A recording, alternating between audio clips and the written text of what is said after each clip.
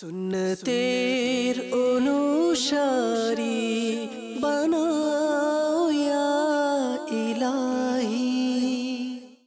আলহামদুলিল্লাহি রাব্বিল আলামিন ওয়াসসালাতু ওয়াসসালামু আলা সাইয়্যিদিল মুরসালিন আম্মা বা'দ ফাআউযু বিল্লাহি মিনাশ শাইতানির রাজিম বিসমিল্লাহির রহমানির রহিম।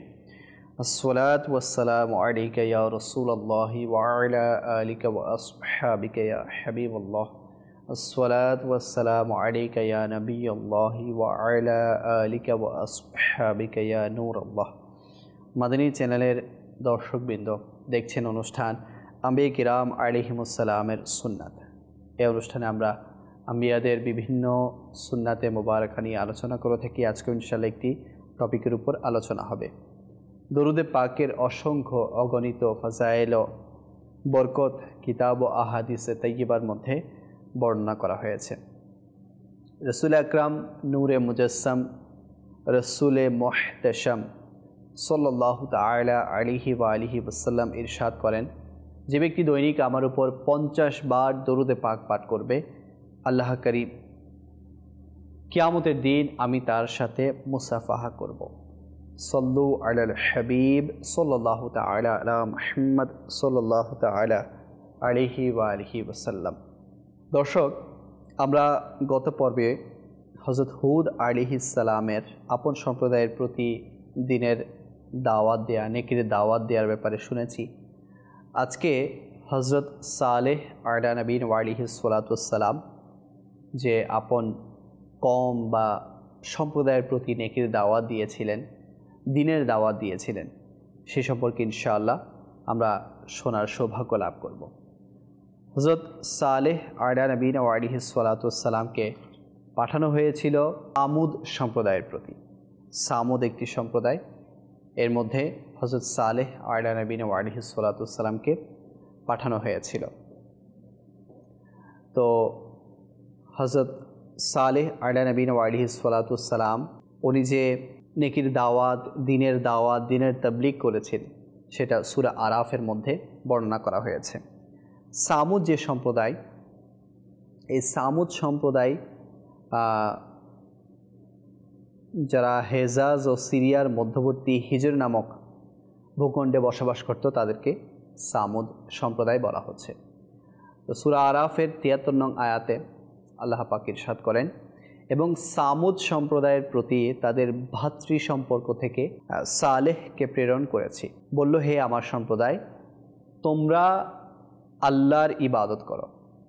ইনিও কি বলছেন? তোমরা আল্লাহর ইবাদত করো, যিনি ব্যতীত তোমাদের অন্য কোনো উপাস্য নেই। নিশ্চয়ই তোমাদের নিকট তোমাদের প্রতিপালকের নিকট থেকে উজ্জ্বল নিদর্শন এসেছে। এটা আল্লাহ এর উষ্ট্রি তোমাদের জন্য নিদর্শন। সুতরাং ওটাকে ছেড়ে দাও, যাতে আল্লাহর জমিনের মধ্যে চড়ে খায়, এবং সেটার গায়ে মন্দভাবে হাত লাগাবে না, যার ফলে তোমাদের উপর বেদনাদায়ক শাস্তি আসবে। তো হযরত সালেহ আলাইহিস সালাম আপন সম্প্রদায়কে কি দাওয়াত দিচ্ছেন? যে ওই প্রতিপালকের ইবাদত করো, ওই রব তাআলার ইবাদত করো, যিনি ব্যতীত কোনো উপাস্য নেই, আল্লাহ যিনি এক ও অদ্বিতীয়। তো প্রত্যেক নবী, প্রত্যেক আম্বিয়া আপন সম্প্রদায়কে এটাই বলেছেন। সর্বপ্রথম ঈমানের দাওয়াত দিয়েছেন, তাওহীদের দাওয়াত দিয়েছেন, আল্লাহ পাকের একত্ববাদের দাওয়াত দিয়েছেন। আরও বলেছে যে নিশ্চয়ই তোমাদের প্রতিপালকের নিকট থেকে একটি উজ্জ্বল নিদর্শন এসেছে। একটা উষ্ট্রির ব্যাপারে বলা হয়েছে, সেটা ঘটনা ইনশাআল্লাহ আমি বিস্তারিত বলার চেষ্টা করব। তো বলা হচ্ছে যে এটাকে ছেড়ে দাও, এটাকে জমিনের মধ্যে ছেড়ে দাও, এটাকে তোমরা মন্দভাবে হাত লাগাবে না, এর গায়ে হাত দিবে না, যার ফলে তোমাদের উপর বেদনাদায়ক শাস্তি আসবে। যখন সামুদ সম্প্রদায় হযরত সালেহ আলা নবীন আলাইহিস সালাতু ওয়াস সালামকে বলতে লাগলো যে তুমি যে আমাদেরকে দাওয়াত দিচ্ছ, এর কোনো প্রমাণ আছে? কিসের ভিত্তিতে আমরা তোমার দাওয়াত কবুল করব?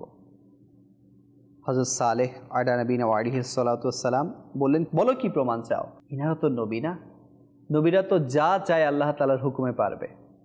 নবীদেরকে আল্লাহ তাআলা সেই ক্ষমতা দিয়েছেন।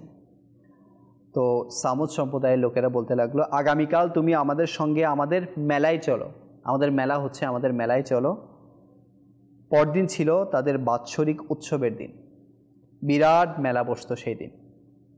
ওই দিন তারা স্বহস্তে নির্মিত মূর্তি নিয়ে উপস্থিত হলো মেলায়। তারা বলল, মেলায় গিয়ে তুমি তোমার মাবুদের নিকট প্রার্থনা করো, আর আমরা প্রার্থনা করব আমাদের মাবুদের নিকট। যদি তোমার প্রার্থনা কবুল হয় তবে আমরা হয়ে যাব তোমার অনুগত, আর আমাদের প্রার্থনা গৃহীত হলে আমাদের আনুগত্য করতে হবে তোমাকে। শর্ত দিয়ে দিয়েছে। নবী সালেহ আলাইহিস সালাম তাদের কথা মেনে নিলেন। পরদিন মেলায় গিয়ে মূর্তি পূজকেরা তাদের প্রতিমাগুলোর নিকট প্রার্থনা করল যেন সালেহ আলাইহিস সালাম এর প্রার্থনা গৃহীত না হয়। অবিশ্বাসীরা দোয়া করছে, প্রার্থনা করছে তাদের মূর্তির কাছে, কি যাতে সালেহ নবীর দোয়া কবুল না হয়। তাদের নেতা জান্দা বিন আমর বিন জাও বলল, হে সালেহ, ওই প্রস্তরখণ্ডটি, একটা প্রস্তরখণ্ড দেখিয়ে দিয়েছিল, ওই প্রস্তরখণ্ডটি থেকে পূর্ণ গর্ভবতী ঘন পশম বিশিষ্ট একটি উটনীকে যদি তুমি বের করে নিয়ে আসতে পারো তবে আমরা তোমাকে সত্য পয়গম্বর, সত্য রসুল, সত্য নবী হিসেবে মেনে নেব। পয়গম্বর সালেহ আলাইহিস সালাম তাদের সকলকে এই মর্মে অঙ্গীকারাবদ্ধ করালেন। তিনি মেনে নিলেন, বলল ঠিক আছে, কিন্তু মনে রেখো যে আমি যদি এই কাজে সফল হয়ে যাই তাহলে তোমাদের সবাইকে আমার রব তাআলার উপর ঈমান আনতে হবে, আমার উপর ঈমান আনতে হবে। সকলে স্বীকার করল। প্রার্থিত মুজিজা প্রকাশিত হলে আমরা হয়ে যাব ঈমানদার। তখন সালেহ আলাইহিস সালাম 2 রাকাত নামাজ পড়লেন, তারপর প্রার্থনা পেশ করলেন রব তাআলার দরবারে। দেখুন, এটাও আম্বিয়াদের সুন্নাত যে যখন কোনো কাজ সামনে আসে, অসম্ভব কোনো কাজ সামনে আসে, কঠিন কোনো কাজ সামনে আসে, কাউকে না বলা, আল্লাহ তাআলার দরবারে দাঁড়িয়ে যান। আল্লাহ তাআলার দরবারে দাঁড়িয়ে 2 রাকাত নামাজ পড়ুন, রব তাআলার দরবারে হাত তুলে দিন, কেননা তিনি ওই রব যিনি অসম্ভবকে সম্ভব করতে পারে। যা বান্দার জন্য বন্ধ হয়ে যায় সেই বন্ধ রাস্তাকে খুলে দিতে পারে একমাত্র আমার আল্লাহ।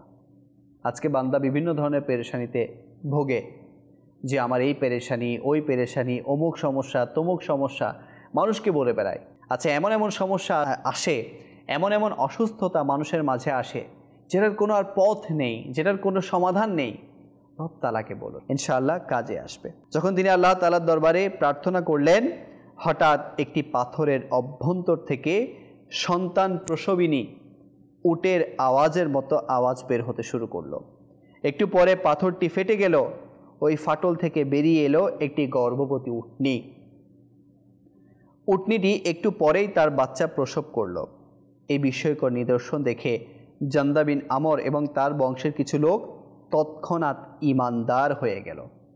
অন্যান্য গোত্র প্রধানেরও ঈমান আনার ইচ্ছা প্রকাশ করল, কিন্তু প্রধান যে তাদের নেতা ছিল জওয়াব বিন আমর বিন লবিদ এবং হাব্বাব এবং দাব্বাব বিন সাহার তাদেরকে নিরস্ত করল। তাদের নেতা এবং গণকও ছিল তাদের গোত্র প্রধান। তো দেখুন কেমন হতভাগা তারা নিজেরাই বলেছে যে এমন মুজিজা দেখান, আমরা আপনার উপর ঈমান আনব। তো আল্লাহ তাআলার হুকুমে মুজিজাও প্রকাশ হয়ে গেল, কিন্তু তারা সেই ঘটনার পরে ঈমান আনল না। হ্যাঁ, কয়েকজন ঈমান এনেছে, কিন্তু অনেক গোত্র প্রধানেরা ঈমান আনেননি। সূরা আরাফের ৭৪ নং আয়াতে আরও ইরশাদ হচ্ছে, এবং স্মরণ করো যখন তিনি তোমাদেরকে আদ সম্প্রদায়ের স্থলাভিষিক্ত করেছেন। আদ সম্প্রদায়, এটা কার সম্প্রদায় ছিল? হযরত হুদ আলাইহিস সালামের। এখন আমরা কথা বলছি সামুদ সম্প্রদায়। তো সালেহ আলাইহিস সালাম বলছেন যে, এবং স্মরণ করো যখন তিনি তোমাদেরকে আদ সম্প্রদায়ের স্থলাভিষিক্ত করেছেন এবং রাজ্যের মধ্যে স্থান দিয়েছেন, নরম জমিতে প্রাসাদ তৈরি করছো এবং পাহাড় কেটে বাসগৃহ নির্মাণ করছো। সুতরাং আল্লাহর অনুগ্রহগুলোকে স্মরণ করো এবং পৃথিবীতে ফ্যাসাদকারী হয়ে বিচরণ করো না, পৃথিবীতে ফ্যাসাদ তৈরি করো না। আজকে তো আমরা ফ্যাসাদ করাতে ব্যস্ত, নতুন নতুন ফিতনা, দিন নিয়ে ফিতনা, ধর্ম নিয়ে ফিতনা। নবীরা এই ফিতনার ব্যাপারে, ফ্যাসাদের ব্যাপারে দাওয়াত দিতেন যে তোমরা পৃথিবীতে ফিতনা বাড়িও না, ফ্যাসাদকারী হয়ে বিচরণ করো না। আরও বলছেন পরবর্তী আয়াতে, তার সম্প্রদায়ের মধ্যে দাম্ভিকগণ দুর্বল মুসলমানদেরকে বলল, তোমরা কি জানো যে সালেহ তার প্রতিপালকের রসুল হন? তারা বলল, যা কিছু নিয়ে তাকে প্রেরণ করা হয়েছে আমরা তার উপর ঈমান রাখি। কারা বলল? দুর্বলেরা বলল। এর পরবর্তী আয়াতে বলা হচ্ছে, দাম্ভিকেরা বলল, তোমরা যার উপর ঈমান আনছো আমরা তা বিশ্বাস করি না। অতঃপর তারা উষ্ট্রির গোছগুলো কেটে ফেলল এবং আপন প্রতিপালকের নির্দেশের প্রতি অবাধ্যতা প্রদর্শন করল আর বলল, হে সালেহ, আমাদের উপর নিয়ে এসো যেটার তুমি প্রতিশ্রুতি দিচ্ছ, যদি তুমি রসুল হও। অতঃপর তাদেরকে ভূমিকম্প পেয়ে বসল। ফলে প্রভাতে সকালেই তারা তাদের ঘরগুলোর মধ্যে অধমুখ হয়ে পতিত অবস্থায় রয়ে গেল।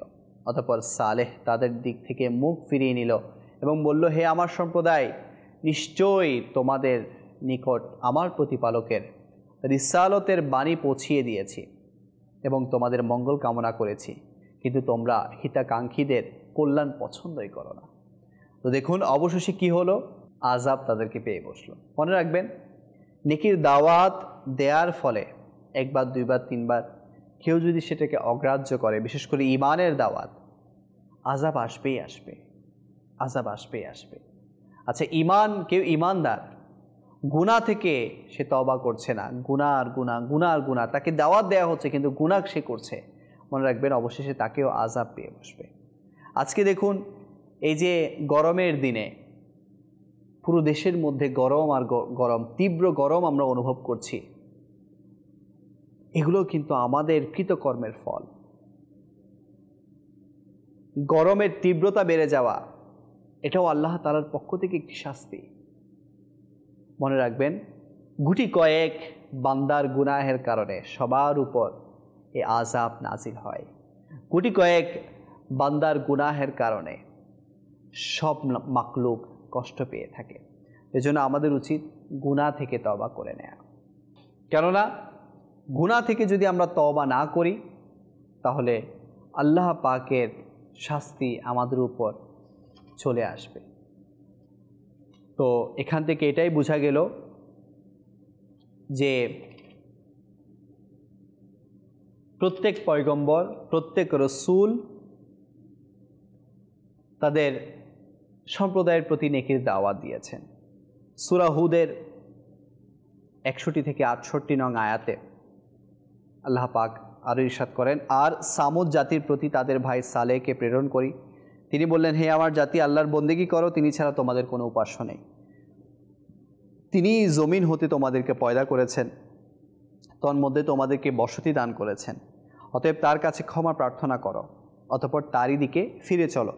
আমার পালনকর্তা নিকটেই আছেন, কবুল করে থাকেন, সন্দেহ নেই। তারা বলল, হে সালেহ, ইতিপূর্বে তোমার কাছে আমাদের বড় আশা ছিল। আমাদের বাপ দাদা যা পূজা করত, তুমি কি আমাদেরকে তার পূজা করতে নিষেধ করো? কিন্তু যার প্রতি তুমি আমাদেরকে আহ্বান জানাচ্ছ, আমাদের তাতে এমন সন্দেহ রয়েছে যে মন মোটেই সায় দিচ্ছে না। মাআযাল্লাহ। সালেহ বলেন, হে আমার জাতি, তোমরা কি মনে করো আমি যদি আমার পালনকর্তার পক্ষ থেকে বুদ্ধি বিবেচনা লাভ করে থাকি, আর তিনি যদি আমাকে নিজের তরফ থেকে রহমত দান করে থাকেন, অতঃপর আমি যদি তার অবাধ্য হয়, তবে তার থেকে কে আমায় রক্ষা করবে? তোমরা তো আমার ক্ষতি ছাড়া কিছুই বৃদ্ধি করতে পারবে না। আর হে আমার জাতি, আল্লাহর এই উষ্ট্রিটি, যেটার ঘটনা আমি পূর্বে বলেছি, তোমাদের জন্য নিদর্শন। অতএব তাকে আল্লাহর জমিনে বিচরণ করে খেতে দাও এবং তাকে মন্দভাবে স্পর্শ করো না, স্পর্শও করবে না, নতুবা অতি সত্বর তোমাদেরকে আযাব পাকড়াও করবে। তবু তারা উহার পা কেটে দিল। তখন সালেহ বললেন, তোমরা নিজেদের গৃহে 3টি দিন উপভোগ করে নাও, ইহা এমন ওয়াদা যা মিথ্যা হবে না। অতঃপর আমার আযাব যখন উপস্থিত হলো, তখন আমি সালেহকে ও তার সঙ্গী ইমানদারগণকে নিজ রহমতে উদ্ধার করি এবং সেদিনকার অপমান হতে রক্ষা করি। নিশ্চয়ই তোমাদের পালনকর্তা তিনি সর্বশক্তিমান, পরাক্রমশালী। আর ভয়ঙ্কর গর্জন পাপিষ্ঠদের পাকড়াও করল। ফলে ভোর হতে না হতেই তারা নিজ নিজ গৃহসমূহে উপুর হয়ে পড়ে রইল, যেন তারা কোনো দিনই সেখানে ছিল না। জেনে রাখো, নিশ্চয়ই সামুদ জাতি তাদের পালনকর্তার প্রতি অস্বীকার করেছিল।